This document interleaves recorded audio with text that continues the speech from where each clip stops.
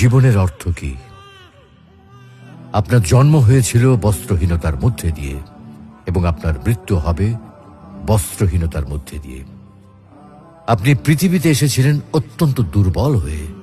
এত দুর্বল ছিলেন যে মার সাহায্য ছাড়া খাবারটুকু মুখে নিতে পারতেন না।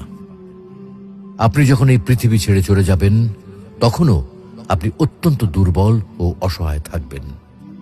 তখন আপনার কাফনের কাপড়টুকু আপনি নিজে পরতে পারবেন না, আরেকজন আপনাকে তা পরিয়ে দেবে। যখন আপনি এই পৃথিবীতে এসেছিলেন তখন আপনার অর্থ সম্পদ কিছুই ছিল না। যখন আপনি এই পৃথিবী ছেড়ে চলে যাবেন তখনও আপনার অর্থ সম্পদ কিছুই থাকবে না।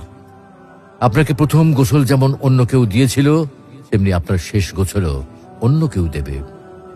আপনি যেমন পৃথিবীতে একা এসেছিলেন, ঠিক তেমনি ভাবে